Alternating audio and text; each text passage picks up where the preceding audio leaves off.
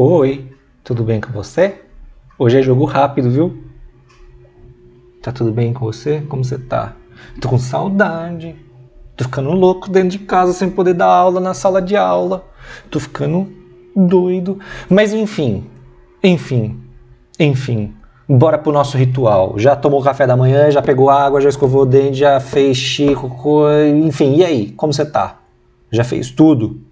Lava o rosto, pega aquele copo d'água, pega o seu material, caderninho, apostila, para anotar as coisas, fazer as atividades.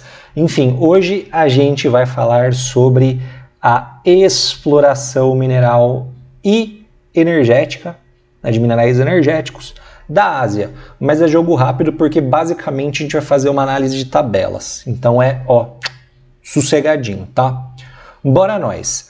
Primeira coisa, né, os recursos minerais eles estão no subsolo, presentes no subsolo, e é claro que a Ásia ela tem grande destaque, uma vez que o território é muito grande. Então, se o território é grande, as chances de se ter matérias-primas minerais também é muito grande, certo? Então, a Ásia, sim, tem essa sorte de ser muito grande e também tem muitos minerais energéticos e minerais metálicos, enfim, que são utilizados nas atividades industriais. Aliás, isso daqui é uma mineração de carvão ou de ferro, acho que é de ferro, tá? Na Índia. Bom, como eu disse, né, já tem grande abundância por conta da presença de um grande território e, infelizmente, ou felizmente para alguns poucos, a maior parte dos recursos são explorados por empresas estrangeiras, né? Acho que quem escapa disso é a China, empresas estrangeiras, tá? Eu falei que são exploradas por empresas, todas são exploradas por empresas, né? Mas são empresas estrangeiras. Quem escapa disso? A China, os países do Oriente Médio ali na exploração de petróleo, embora tenham empresas estrangeiras que explorem petróleo lá também, e a Rússia. Os demais países eles vão ser dependentes de investimentos externos para a produção e exploração dos seus recursos minerais, tá? Outra coisa que é legal, né? Quando a gente fala da presença de recursos minerais, não necessariamente ele vai garantir que o país seja rico, né? Quando fala, nossa, petróleo, todo mundo já pensa em Dubai. Nossa, que riqueza, que luxo maravilhoso. Mas a gente esquece que existem outros países tão ricos quanto em petróleo e que são muito pobres, tá? Bom, prosseguindo, os principais recursos minerais produzidos estão aqui na tabelinha. São eles, eu vou ampliar para facilitar a nossa vidinha. São eles: o ferro, a bauxita, o fosfato, o manganês, potássio, prata, cobre, o titânio, zinco, chumbo, níquel, tântalo, nióbio, molibdênio, estanho e ouro. A gente tem aqui o primeiro produtor mundial, o segundo produtor mundial e o terceiro produtor mundial. Para quem não entendeu ainda, os que estão na cor cinzinha e azul são áreas exploradas no continente asiático.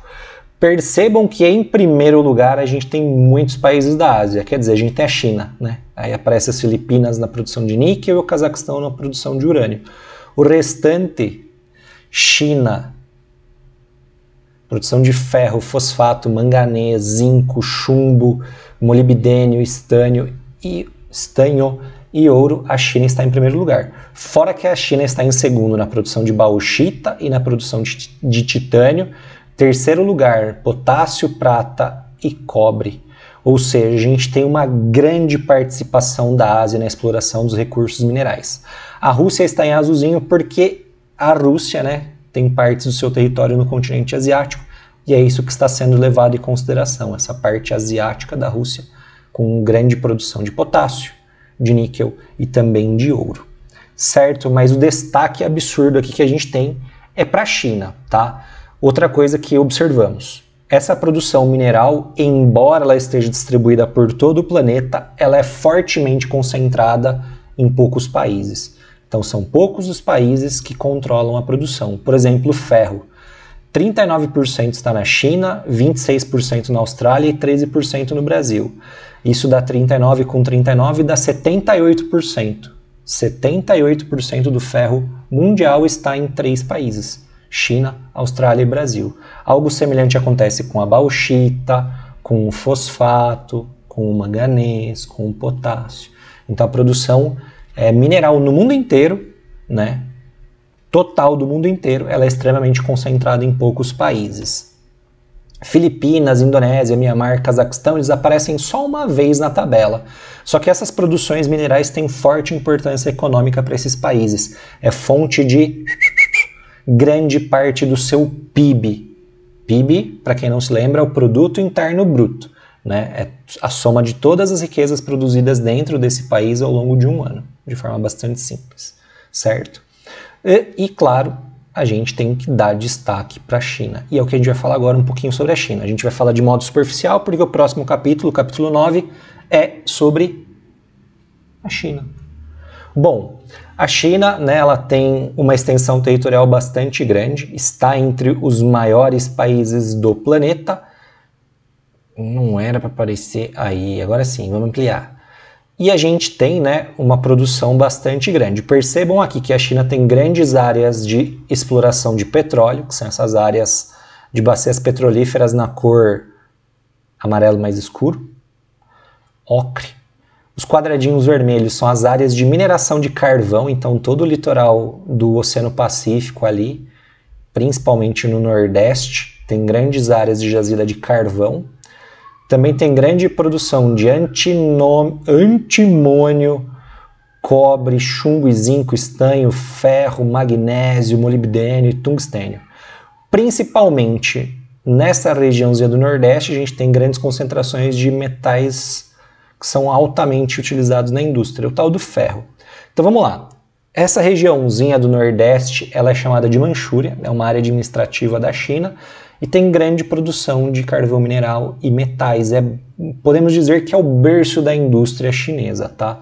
Então essa área aí é em cor vermelha, a Manchúria, certo? Você está enxergando, acho que é aqui, ou aqui, eu não sei.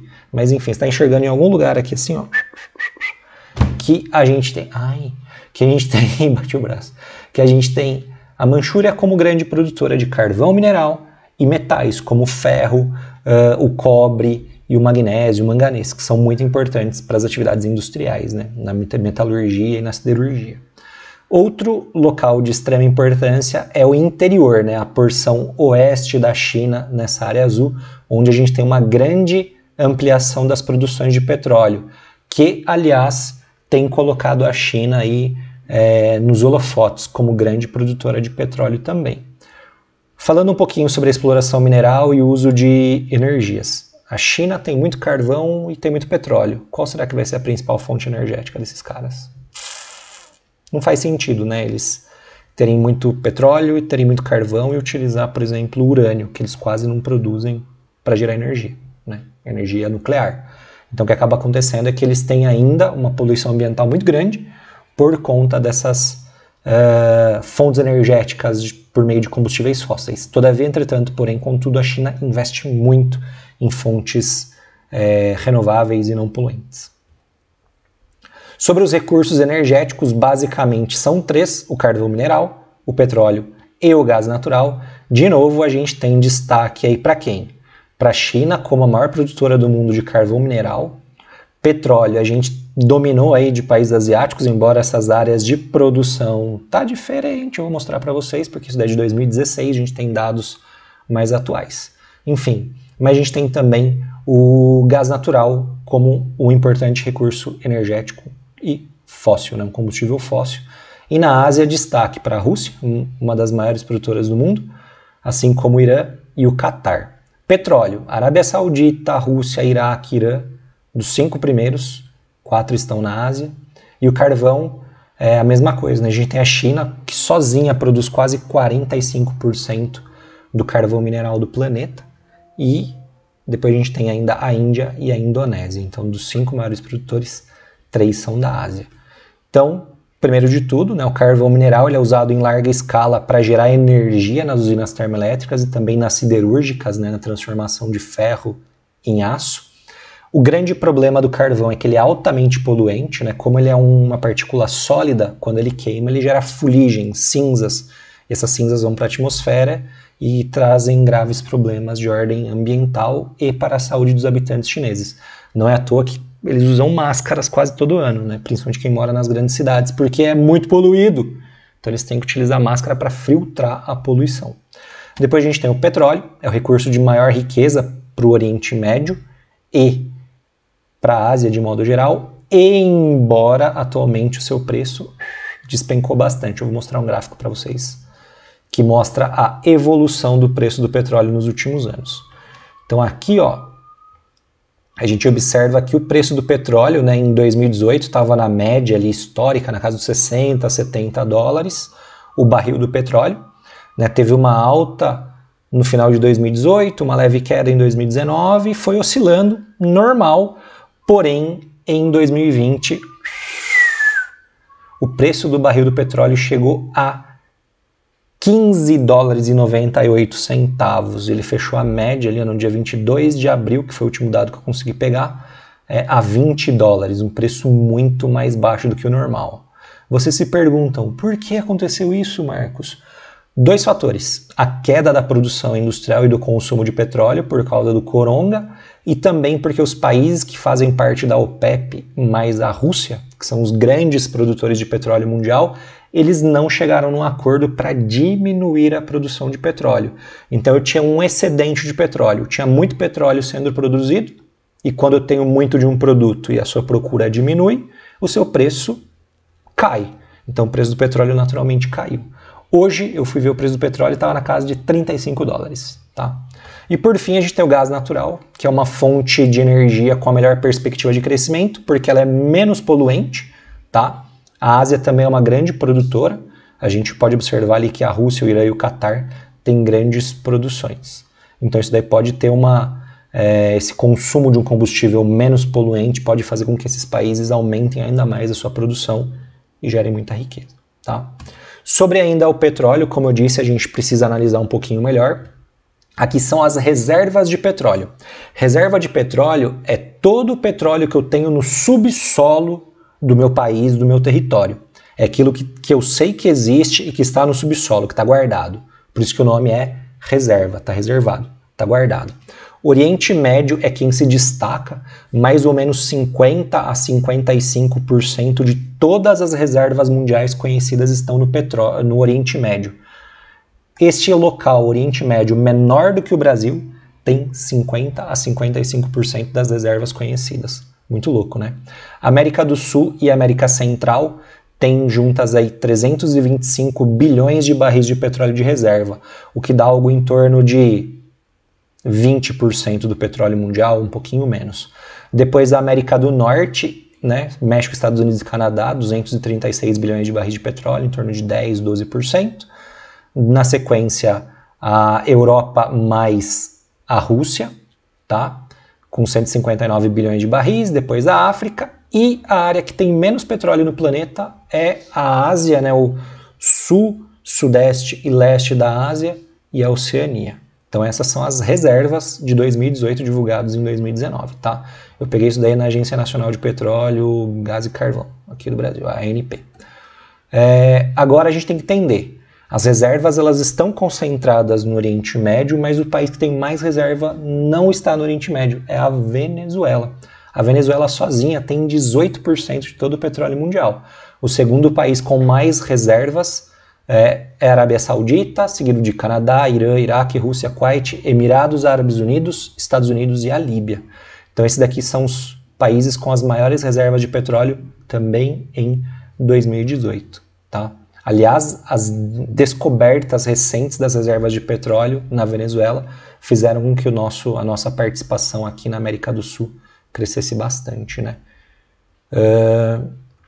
Outra coisa, sobre a produção. A produção de petróleo, ela é tudo aquilo que a gente retira das nossas reservas, tá?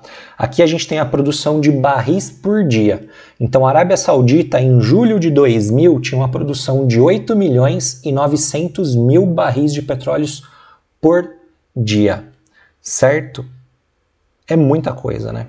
O Brasil, em julho de 2000, nem aparecia aqui, né? Então a gente tinha, em julho de 2000, Arábia Saudita, Estados Unidos, Rússia, Irã, México, Noruega, China, Venezuela, Reino Unido, Canadá, Iraque, Emirados Árabes Unidos, Kuwait, Nigéria e a Argélia como grandes produtores mundiais. e a produção total diária era de 73.397.000 barris de petróleo. Então a gente vai ver esse vídeo agora que vai mostrar a evolução, 1 minuto de vídeo mais ou menos, e a gente vai ver as ampliações e as transformações dos barris na produção dos barris de petróleo, tá?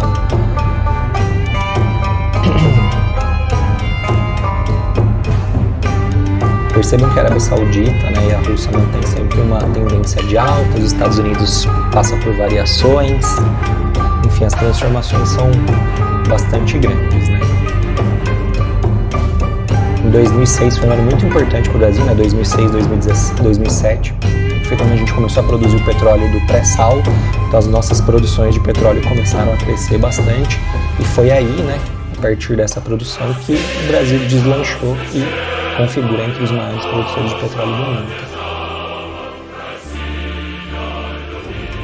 A Rússia passou a Arábia Saudita passou de novo, os Estados Unidos começou a crescer, né, sua produção de petróleo, com a produção no Golfo do México crescendo, no Alasca, e a produção cresceu absurdamente e muito rapidamente, percebam, tanto é que os Estados Unidos momentaneamente assumiu o primeiro lugar, se não me engano vai cair. Posso ter falado besteira, vamos aguardar. Mas que eu me lembro, a Arábia Saudita estava passando nos Estados Unidos. Ufa, passou, perdeu.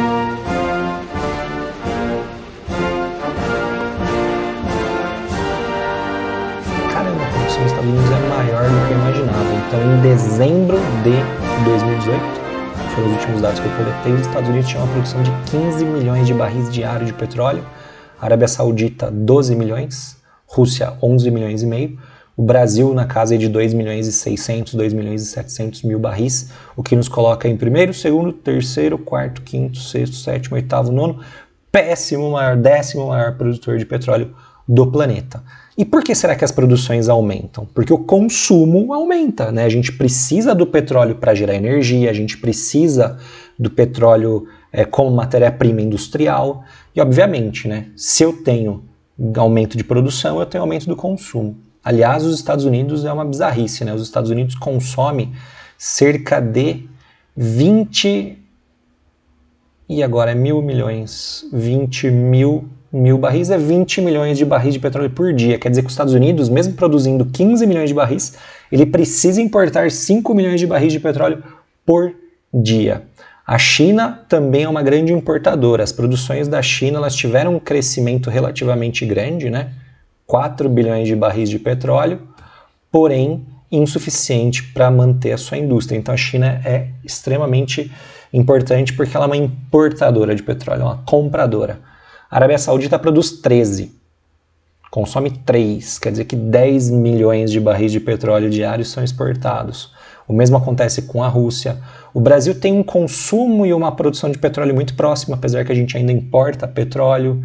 Tá? Então a gente percebe que os grandes consumidores são países altamente industrializados e países populosos, enquanto que os países que são grandes produtores são aqueles abençoados que deram sorte de ter petróleo no seu subsolo e que ganharam, né, pelo menos até o início do ano passado, quer dizer, até o início desse ano, ganharam muito dinheiro com o petróleo. Tá?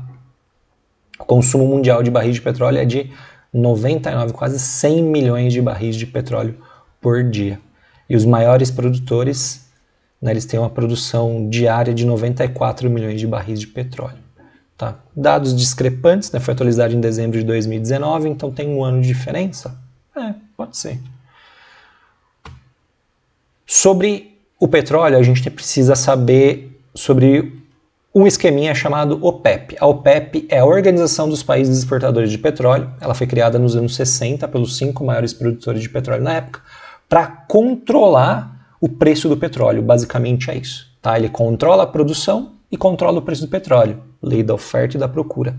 Né? Porque eram países que dependiam da exportação de petróleo, da exploração de petróleo, e eles, na verdade, eram explorados por empresas estrangeiras. Então, esses países eles acabaram decidindo criar, né, suas normas para produção e exploração de petróleo, e aí foi criada a OPEP, Organização dos Países Exportadores de Petróleo, que são grandes exportadores de petróleo. Em 61, né, aliás, os 5 principais exportadores que criaram, países produtores que criaram foram a Arábia Saudita, o Iraque, o Irã, o Kuwait e a Venezuela.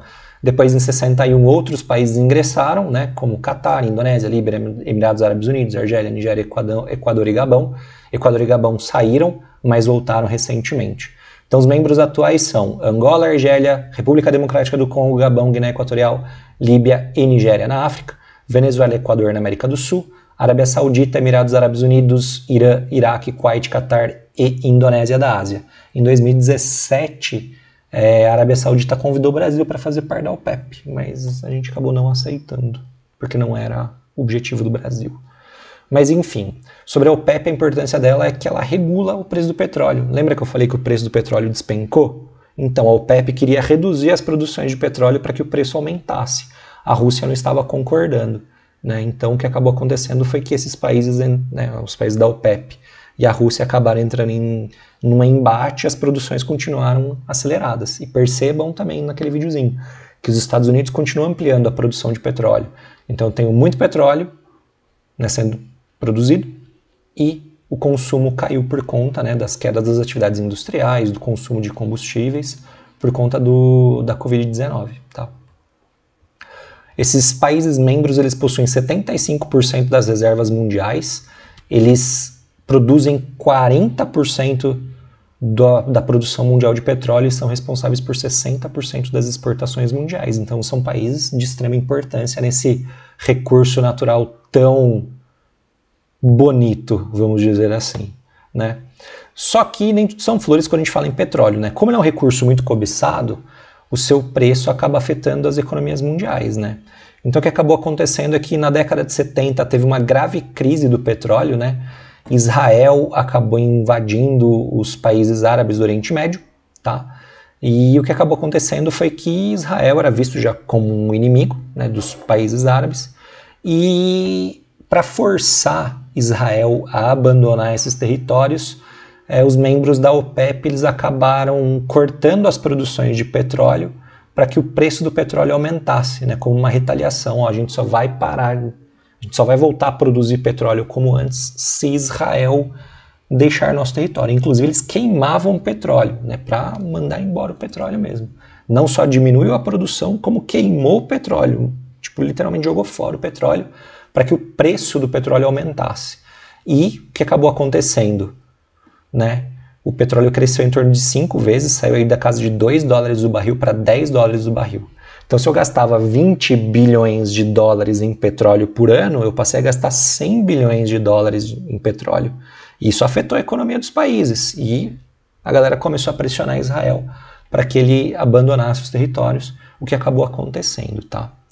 Então, atualmente, né, a importância também é muito grande como matéria-prima para a indústria, né, para materiais plásticos e derivados do petróleo, mas também como um grande recurso energético, né, para a produção de energia nas termoelétricas, a produção de combustíveis derivados do petróleo, como óleo diesel, querosene de aviação e a gasolina. E ela é muito cobiçada por diversos países. E o Oriente Médio é uma região de instabilidade política, está sempre em conflito. Então é por isso que a gente tem essas variações constantes no preço do petróleo, porque a região está sempre em conflito. Qualquer conflito que aconteça, o preço do petróleo tende a aumentar. Certo? E para finalizar, a gente tem um tipo de recurso novo, que são as chamadas terras raras. Elas não são raras, mas elas são difíceis de serem retiradas do subsolo. Na verdade, elas são abundantes pra caramba, tem muita na natureza, só que elas são difíceis de serem retiradas.